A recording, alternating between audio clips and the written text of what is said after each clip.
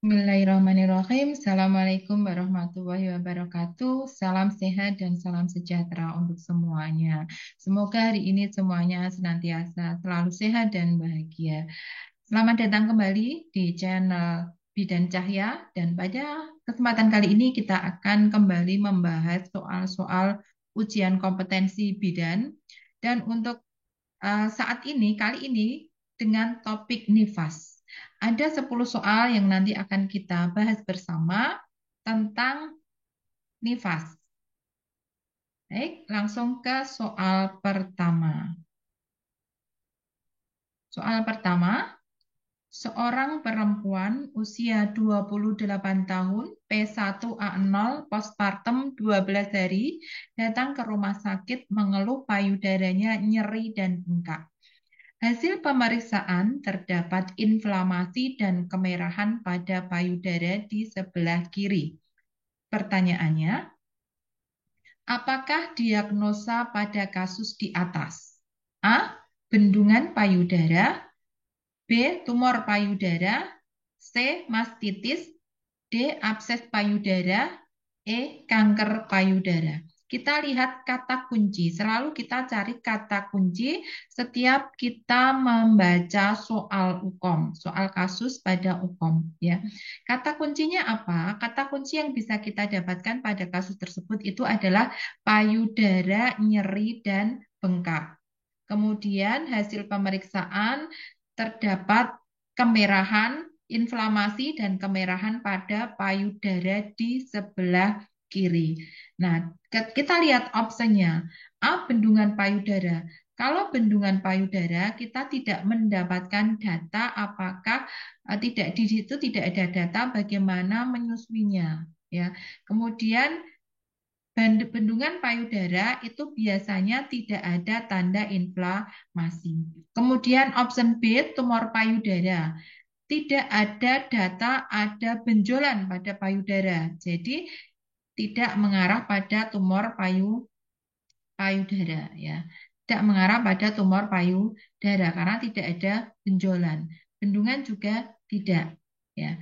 Kemudian abses payudara juga tidak ada tanda-tanda abses ya di sini tidak ada pus ya, tidak ada benjolan ya. Kanker payudara juga tidak ada data yang mengarah ke kanker payudara. Jadi jawaban yang paling tepat adalah C, mastitis. Oke, kita lanjut ke soal selanjutnya. Soal kedua. Seorang perempuan berusia 40 tahun, P4A1, postpartum 3 minggu, datang ke BPM dengan keluhan demam tinggi menggigil, nyeri bagian perut bawah, kembung, hasil pemeriksaan tekanan darah 110 per 80 mm Hg, nadi 100 kali per menit, RR 25 kali per menit, suhu 39 derajat Celcius, periksa dalam, kafum Douglas menonjol, dan fungsi kafum Douglas berisi pus. Pertanyaan, apakah diagnosa pada kasus di atas? Option A, metritis. B, peritonitis. C, abses pelvik. D, mastitis. E, selulitis. Ya, selalu kita cari kata kuncinya. Kata kuncinya pada kasus tersebut kita dapatkan di mana? Yaitu yang pertama demam tinggi menggigil. Ya, ada data pasien mengeluh demam tinggi menggigil. Kemudian nyeri bagian perut bawah. Ya, nyeri bagian perut bawah. Kemudian kembung. Kemudian pada periksa dalam terdapat kafum Douglas menonjol dan fungsi kafum Douglas berisi pus. Berarti ini adalah tanda-tanda ada masalah pada pelvik. Sehingga jawaban yang paling tepat adalah abses pelvik karena ada nyeri perut bagian bawah, kembung, dan kafum Douglas menonjol dan ada pus pada kafum Douglas sehingga itu mengarah ke abses. Ya, karena di situ maka abses pelvik. Jadi jawabannya adalah C. Oke. Soal ketiga. Seorang perempuan berusia 35 tahun, P3A0, postpartum 2 minggu, datang ke BPM dengan keluhan demam menggigil, nyeri bagian perut bawah, lokia berbau, dan mengeluarkan nanah. Hasil pemeriksaan tekanan darah 100/80 mm Hg, nadi 110 kali per menit, RR 25 kali per menit, suhu 38,5 derajat Celcius, dan terdapat nyeri tekan uterus. Pertanyaan, apakah diagnosa pada kasus di atas? Option A, metritis, B, peritonitis, C, abses pelvik, D, mastitis, E, selulitis. Ya, kita cari kata kuncinya di mana. Yang pertama adalah demam menggigil. Ya. Kemudian ada nyeri bagian perut bawah, lokia berbau, dan mengeluarkan nanah. Suhu 38,5 derajat Celcius, ada nyeri tekan uterus. Kita mengarah ke metritis. Ya, kenapa metritis? Ya, bukan peritonitis, bukan abses pelvik, karena nyeri tekan perut bawah, nyeri perut bawah, lokia berbau, dan mengeluarkan nanah. Jadi kita mengarah ke metritis. Oke, soal selanjutnya. Seorang perempuan berusia 35 tahun, P3A1, postpartum 2 minggu, datang ke BPM dengan keluhan demam menggigil, mual muntah, nyeri bagian perut bawah. Hasil pemeriksaan tekanan darah 100/80 mm Hg, nadi 110 kali per menit, RR 24 kali per menit, suhu 39,5 derajat Celcius, dan bising usus negatif. Pertanyaannya, apakah diagnosa pada kasus di atas? A, metritis, B, peritonitis, C, abses pelvik, D, mastitis, E, selulitis. Kita cari kata kuncinya, kita menemukan demam menggigil, kemudian mual muntah, kemudian nyeri bagian perut bawah, dan bising usus negatif. Sehingga kita mengarah ke peritonitis karena bising usus negatif dan mual muntah. Ada radang di daerah situ karena ada tanda suhunya 39,5 derajat Celcius, demam menggigil, mual muntah. Sehingga kita mengarah ke peritonitis. Oke, soal selanjutnya. Seorang perempuan berusia 38 tahun, P3A0, postpartum 4 minggu, datang ke BPM dengan keluhan nyeri perut, disuria, frekuensi dan urgensi miksi meningkat. Ada disuria, kemudian frekuensi dan urgensi miksi meningkat. Hasil pemeriksaan tanda-tanda vital dalam batas normal. Pertanyaan, apakah diagnosa pada kasus di atas? A, metritis, B, peritonitis, C, abses pelvik, D, mastitis, E, sistitis.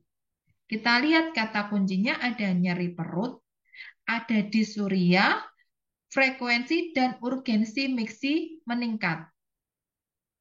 Tanda-tanda vital dalam batas normal. Berarti kita mengarah ke sistitis. Ya. Oke. Soal ke-6. Seorang perempuan usia 30 tahun, 2 minggu postpartum, saat kunjungan ke rumah, ibu mengeluh demam selama 2 hari ini. Payudara teraba panas, tegang, dan nyeri. Ibu jarang menyusui. Hasil pemeriksaan didapatkan keadaan umum ibu lemah dan tampak kesakitan.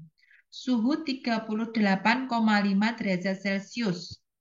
Kedua payudara merah, tegang, dan bengkak. Fundus uteri tidak teraba, pengeluaran lokea alba. Pertanyaan, apakah diagnosa pada kasus di atas? A. Bendungan ASI, B. Peradangan, C. Fisiologis, D. Mastitis, E. Infeksi. Kita cari kata kuncinya bahwa ibu mengeluh demam selama 2 hari, kemudian payudara teraba panas, tegang, dan nyeri. Ya, kedua payudara merah, tegang dan bengkak, dan dari hasil anamnesis didapatkan ibu jarang menyusui. Sedangkan tanda-tanda yang lain, hasil pemeriksaan yang lain dalam batas normal. Uterus tidak teraba, lokia alba itu sesuatu yang normal. Berarti masalahnya adalah pada daerah payudara. Pada data ibu jarang menyusui sehingga kita mengarah pada bendungan ASI. Karena bukan peradangan, ya, dan itu bukan sesuatu yang fisiologis. Mastitis juga tidak, karena tidak ada tanda-tanda radang atau infeksi, sehingga kita mengarah ke A, bendungan ASI. Oke. Kemudian soal nomor 7. Seorang perempuan usia 40 tahun, postpartum 3 minggu, melahirkan, datang ke BPM mengeluh nyeri pada tungkai. Dari hasil pemeriksaan diperoleh suhu 39 derajat Celcius, Homans positif. Pertanyaan, apakah diagnosa pada kasus di atas? A. Infeksi nifas, B. Parametritis, C. Tromboplebitis, D. Peritonitis, E. Endometritis. Kita lihat kata kuncinya. Di sini kita dapatkan nyeri pada tungkai dan Homans positif. Itu sangat mengarah pada kondisi tromboplebitis. Jadi jawabannya adalah C. Tromboplebitis. Oke, soal nomor selanjutnya. Seorang perempuan P1A0 postpartum 6 jam di Polindes mengeluh keluar darah banyak dari jalan lahir. Dari hasil pengkajian diperoleh data muka pucat, konjungtiva anemis, fundus uteri tidak teraba, kontraksi uterus kurang baik atau teraba lembek, kandung kemih kosong, luka jahitan baik. Pertanyaannya, apakah diagnosa pada kasus di atas? A. Atonia uteri, B. Inkontinensia urin, C. Sisa plasenta, A. D. Anemia, E. Perdarahan postpartum. Kita lihat kata kuncinya. Kita menemukan ada data muka pucat, konjungtiva anemis, fundus uteri tidak teraba, padahal dia postpartum 6 jam, kemudian kontraksi uterus kurang baik atau teraba lembek. Pada yang lainnya normal, tidak ada masalah ya, seperti kandung kemih kosong, luka jahitan baik, perdarahan juga tidak, sehingga kita mengarah kepada apa? Ya, lari perdarahan banyak ya, sehingga kita mengarah kepada apa? Pada atonia uteri, karena kita dapatkan fundus uteri tidak teraba dan kontraksi uterus kurang baik. Jadi jawabannya adalah A, atonia uteri. Oke, soal selanjutnya. Ibu postpartum 3 hari datang ke BPM mengeluh sulit menyusui. Payudara terasa tegang dan nyeri. Pada saat dilakukan pemeriksaan, payudara terlihat areola lebih menonjol dan puting susu lebih datar. Pertanyaan, apakah diagnosa yang saudara tegakkan? A. Abses payudara, B. Mastitis, C. Metritis, D. Bendungan payudara, E. Tromboplebitis. Kita lihat kata kuncinya, yaitu pasien mengeluh sulit menyusui, payudara terasa tegang dan nyeri, puting susu mendatar. Ya, sehingga tidak ada tanda-tanda infeksi di situ. Tidak ada tanda-tanda infeksi, tidak ada benjolan pada payudara. Artinya apa? Bukan mastitis, bukan metritis, bukan abses, bukan tromboplebitis, maka kita mengarah ke bendungan payudara. D. Ya, bendungan payudara. Oke, soal terakhir. Seorang perempuan berusia 18 tahun melahirkan bayi yang sehat minggu lalu di rumah sakit bersalin dan pulang ke rumahnya setelah 2 hari melahirkan. Ibu baik-baik saja selama beberapa hari pertama, tetapi kemudian menjadi mudah menangis, tidak sabar bila bayinya agak sulit menyusu, khawatir ia bukan seorang ibu yang baik, ia merasa suaminya tidak lagi mencintainya. Pertanyaannya, apa yang sedang dialami oleh ibu ini? A. Postpartum blues, B. Perubahan emosi, C.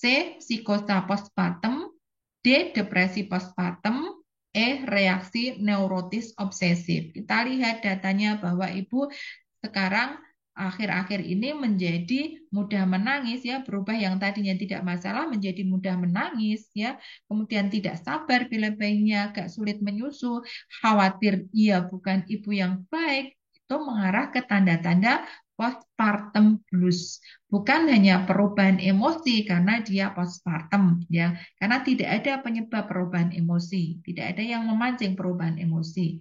Bukan psikosa postpartum dan bukan depresi postpartum karena ini perubahan awal yang masih terjadi yang tadinya tidak apa-apa ya, bukan juga reaksi neurotis obsesif ya. Jadi yang dialami ibu ini lebih tepatnya mengarah pada postpartum blues. A jawabannya. Baik, sudah 10 soal kita bahas bersama untuk topik nifas. Semoga bermanfaat untuk teman-teman para pejuang UKOM. Semoga semuanya lulus UKOM menjadi bidan kompeten sesuai dengan yang diharapkan. Terima kasih sudah mau menonton. Jika channel ini bermanfaat, bisa klik subscribe, like, komen, dan share. Terima kasih. Saya akhiri. Wassalamualaikum warahmatullahi wabarakatuh.